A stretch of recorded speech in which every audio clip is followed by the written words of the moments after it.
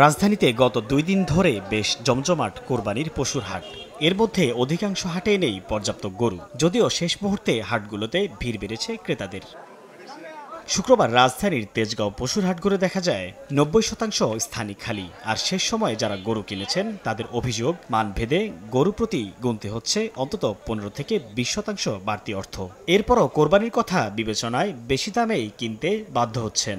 বাজারে গরু খুবই কম এখন শেষ মুহূর্তে বাজারের দাম 1 লাখ টাকার নিচে কোনো গরু নাই। একটু ঘুরছি, এখন একটু গরুর সংকট আছে আপাতত।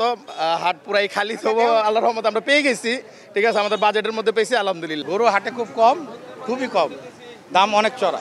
চাহিদার তুলনায় সরবরাহ কমে গেছে, ছোট হয়ে যেতেছে আর নাহলে বড় হয়ে যেতেছে, মাঝে এইটা আমাদের জন্য খুব কষ্ট হয়ে যেতেছে মিলাইতে। বাড়তি নয়, বরং ন্যায্য দামে গরু বিক্রির দাবি বিক্রেতাদের। না না না, আমরা সীমিত লাভে গরু ছাইড়া দিতেছি, কারণ রাত পহেলে ঈদ, আমরা গরু রাখবো না, এখন আমরা ছাইড়া দিব।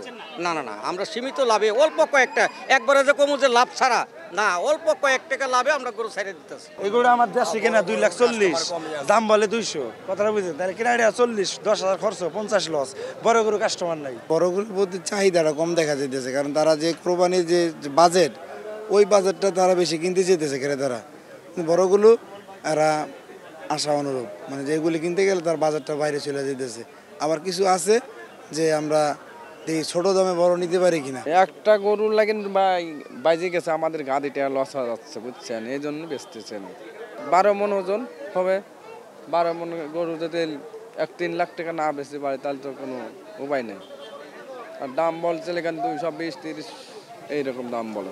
এদিকে নিজের চাহিদা অনুযায়ী দামে গরু কিনতে না পেরে অনেকেই কিনছেন খাসি বা ছাগল। খুশি মনে বাড়ি ফিরছেন কোরবানির পশু নিয়ে।